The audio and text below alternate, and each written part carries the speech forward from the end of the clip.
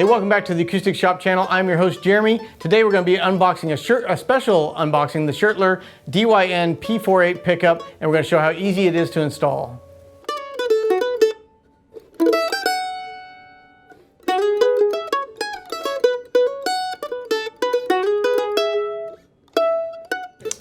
All right, today is a special unboxing. We've been carrying some Schertler pickups for a number of years. I haven't got a chance to try it out. Years ago on the road, we all got hooked on the K&K pickups. We installed a ton of those at the shop. So I've got the K&K twin internal installed in this mandolin. Mine's actually the Trinity system where it has the microphone that I can plug in. But today, for a head-to-head competition, we're just going to be using the transducer. The twin internal has two transducers that sit kind of on the treble side and the bass side of the mandolin right under the bridge. And then I have the jack installed into the strap button at the end of it. But I've been hearing a lot of good things about the DYN-M-P48. I know some great touring musicians that use it, and it's supposed to be super easy to install. This install does take more. You need to have a tool to drill out the end of your mandolin, both through the metal cast tailpiece and through the wood block at the end of it to do the internal. They do have an external one with a clamp mounts on the side of the mandolin, and then the wires just kind of go through. But for a head-to-head comparison, we're going to first see how easy the Schertler is to install. I've never done this before, so you're going to see what it would be like as you did this on your own, or how difficult. I guess we're going to find out pretty soon. And then we're going to do a tone comparison. We're going to compare it to the K&K and just see what we think of it. So we'll play through all of them and then give you kind of a tone comparison, and you guys can decide for yourself which one you like the most. So installing the Schertler is supposed to be super easy. That's one of the big advantages of this. It actually uses kind of a suction cup. They call it a floating transducer in this that just sticks to the top of the mandolin. They provide you with some putty that you are going to use to kind of keep it adhered to your mandolin.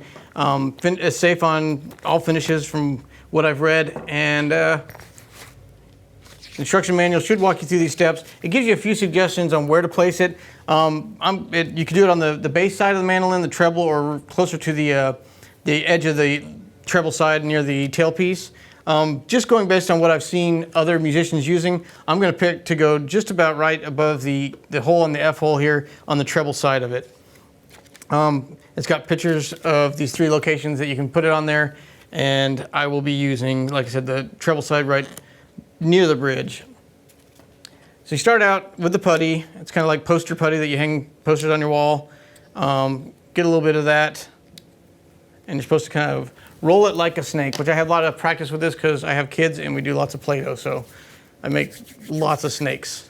So we're going to roll like a snake, kind of make it a pretty even size, I guess is our goal.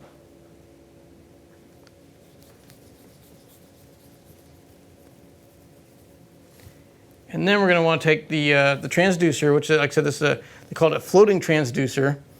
On this bottom side of it here, we're going to take the snake of putty and wrap it around the outside edge of that and try to make it all the way. So I'm going to make my snake a little longer here.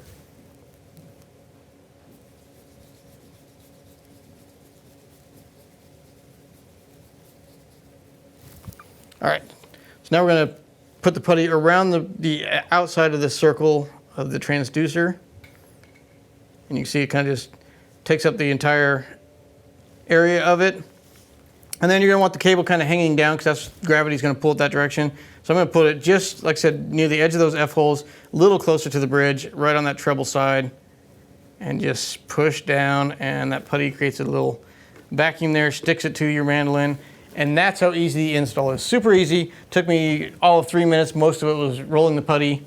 And this does have a XLR jack, so you can plug directly into a mic cable instead of having the quarter inch. And we're going to go into this Schertler amp right now, and we're going to set it up and see what it sounds like. So quick note, we did plug this into the Schertler amp. I hadn't read ahead to make sure I knew this, but a warning to all you out there, you do need to supply phantom power to it. So it is closer to a microphone. They call it active moving coil transducer, but it's using they call it active dynamic contact microphone technology. So you do require phantom power, so you'll need a mixer that can provide that, or if you have a DI box that will supply phantom power to it, it is required for this one. So it is closer and more akin to a microphone, which normally can lead to a better sounding instrument, so I'm kind of curious what it's going to sound like. But it can also lead to a little bit more feedback issues, so we'll see kind of how that goes. So let's do a couple sound samples. I'll play through some chords, and then we'll switch to the K&K, do the same thing, and then I'll play through some melody. We'll do the same thing on the K&K, and get a little sound sample, and then let's talk about the differences that I found.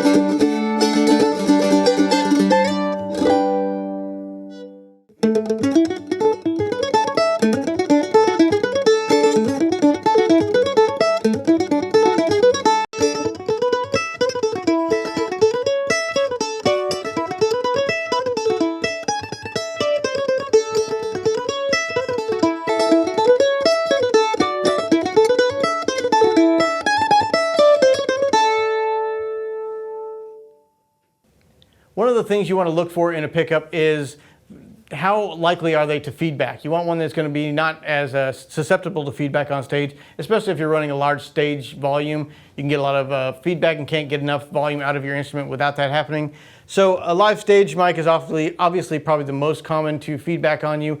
A transducer is less likely, and I'm kind of curious with this somewhat hybrid system with the active pickup from Schertler, how feedback prone it is. So we're going to do kind of an unscientific test here. We'll start with the K&K. I'm going to kind of strum the mandolin a little bit and hold it slightly in front of the amp at the same volume and just see what kind of feedback we get. We're going to go ahead and turn the volume up a little at a time with the strings open, just to see where that threshold is, where feedback starts, and then I'll play it so you can see what the volume is for that pickup.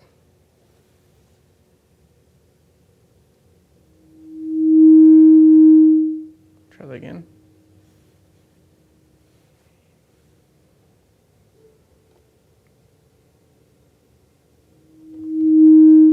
So it seems to feedback right about there. So that volume is.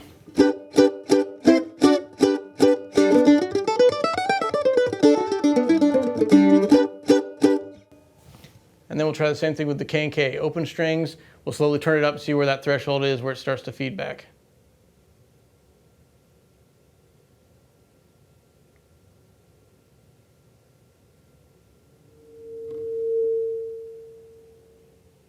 Try it again.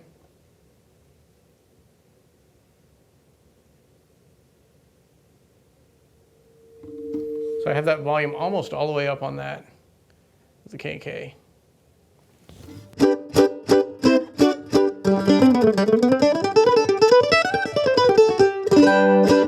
Now that is not an active pickup, so it will require a little bit more volume, but I wanted to play back to back so you can kind of hear the different volume levels of the two.